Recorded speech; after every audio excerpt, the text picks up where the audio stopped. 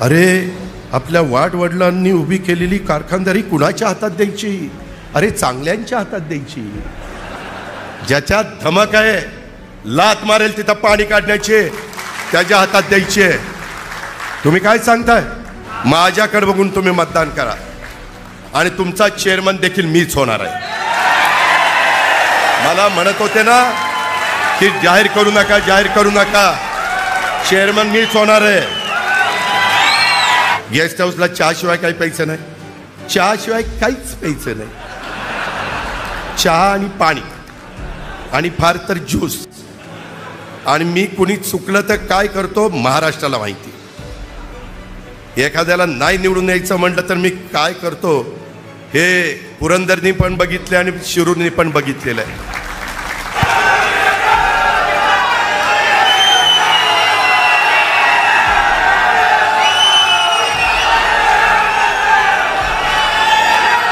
मला पण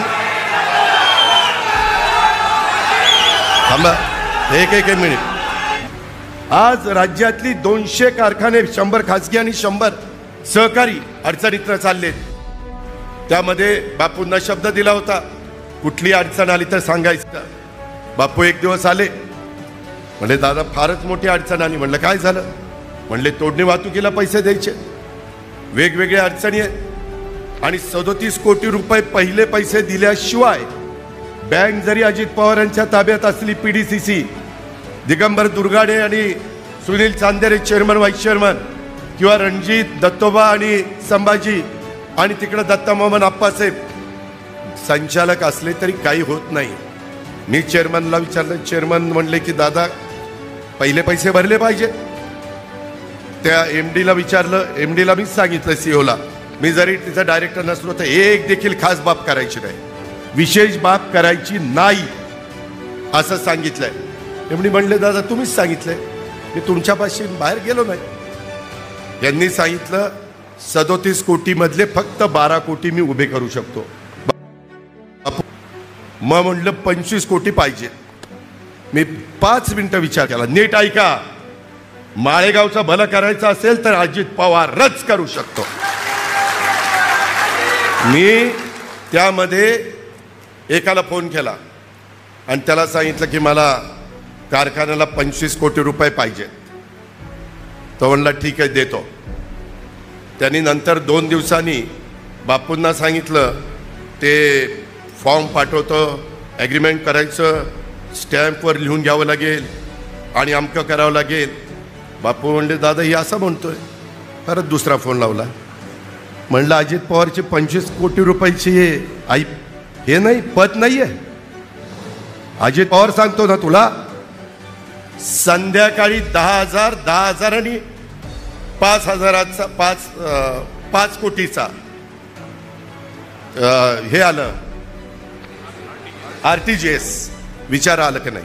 संध्याकाळी काही लिहून दिलं नव्हतं. मित्रांनो, कारखानदारी अडचणीत आहे. हे सांगतात ना, अरे आपल्या वाडवडिलांनी उभी केलेली कारखानदारी कुणाच्या हातात द्यायची? अरे चांगल्यांच्या हातात द्यायची, ज्याच्यात धमक आहे, लात मारेल तिथं पाणी काढण्याचे, त्याच्या हातात द्यायचे. तुम्ही काय सांगताय? 45 आणि 50 वर्ष तुम्हाला डायरेक्टर करून दोघांनी उठवावं लागतंय, बसवावं लागतंय, तरी तुम्हाला डायरेक्टरच व्हायचंय. अरे कधी थांबणार तुम्ही?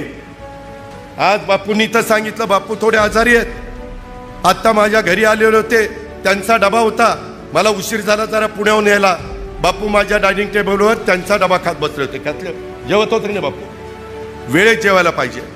बापू म्हणले दादा मला एकदा कारखान्याचं चेअरमन व्हायचं होतं, मी चेअरमन झालोय, माझी आता तब्येत साथ देत नाही, तुम्ही मला यावेळेस घेऊ नका, मी मनापासून श्री नीलकंठेश्वर पॅनलचा प्रचार करीन. विचारा म्हणले का?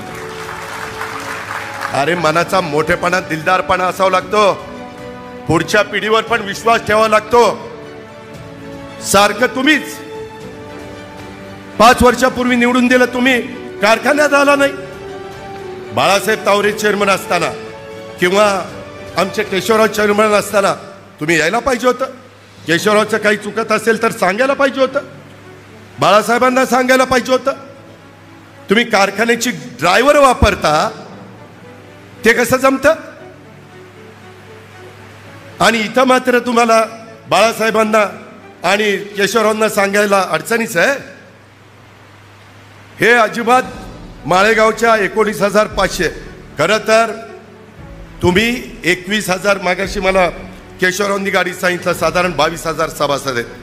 थोडे कमी, काहींचे ते 3 वर्ष का 2 वर्ष व्हावी लागतात, ती झाली नाही म्हणून त्यांना मताचा अधिकार नाही, पण 22,000 सभासद आहेत.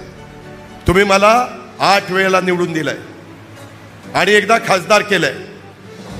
मी काम करून दाखवलं. मी कामाचा माणूस आहे, मी कामाचाच माणूस आहे. पहाटे 5 वाजता उठून 5:45ला कुठला मायचा लाल वेगवेगळी कामं बघत असतो. काय माझं काम आहे? जनतेची कामं बघत असतो, जनतेचे प्रश्न सोडवत असतो. का पहाटे जातो की बारामतीकरांना किंवा इतर साईटवर आता उद्या त्या माझ्या लिमटेकला कॅनॉल फुटलाय, ते ईडी गुडाले वगैरे सगळ्यांना म्हणलं तिथं या, तिथं मला बघायचंय कसं काम चाललंय, कारण कॅनॉल आता पालिकेला सोडायचं आहे. जनतेचे प्रश्न सोडवत असतो. का पहाटे जातो की बारामतीकरांना किंवा इतर साईटवर आता उद्या त्या माझ्या लिमटेकला कॅनॉल फुटलाय, ते ईडी गुडाले वगैरे सगळ्यांना म्हणलं तिथं या, तिथं मला बघायचंय कसं काम चाललंय, कारण कॅनॉल आता पालिकेला सोडायचं आहे. अरे असे उंटावरून शेळ्या राखून काम होत नाहीत, जीव ओतून काम करावं लागतं. आणि ह्यांनी काय सांगायचं, 5 वर्षात होत्याचं नव्हतं केलं, राज्याच्या उपमुख्यमंत्र्याला फॉर्म भरावा लागला. तुमच्या का पोटात दुखतंय? मी फॉर्म भरला ना. घटनेचे शिल्पकार डॉक्टर बाबासाहेब आंबेडकर यांनी कायदा संविधान दिलंय, त्याला अनुसरून फॉर्म भरला. हिंमत होती तर ऑब्जेक्शन घ्यायचं होतं. माझी काय चूक आहे? मी प्रतिनिधी आहे ना ब वर्गाचा. ह्यांच्याकडे तर मी ब वर्गात 5 मतं मला होती, 5 संस्थेचं प्रतिनिधित्व मी होतो आणि त्यामध्ये आत्ता पॅनल दिलंय.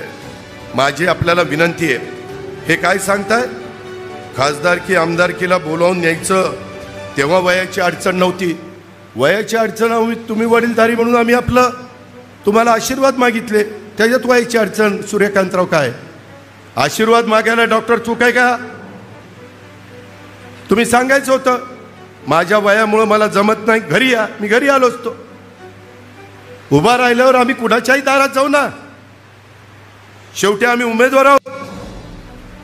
आम्ही विरोधकांनाही नमस्कार करणार आणि जवळच्यांनाही नमस्कार करणार, कारण त्यांचं मत आम्हाला पाहिजे. दिलं दुधात साखर, नाही दिलं चांगलं. त्यामध्ये आपल्या अन्नाच्या ताटात पाणी ओतलं तर चालेल का रे? कोण पाणी ओततंय? त्या अन्नाच्या ताटात जास्त अन्न टाकण्याची धमक अजित पवारांच्यात आहे. तुम्ही काय सांगता? त्याच्यामध्ये वाडवडिलांची सोनं नाणं मोडलं आणि कारखाना उभा केला. आता त्यावेळेस आमच्या आजोबांनी काटेवाडीला जमीन घेतली म्हणून तिथं सोनं नाणं मोडलं आणि जाचकांना तिथं आम्ही दिले आणि तो कारखाना उभा राहिला. सध्या चर्चा बारामतीतल्या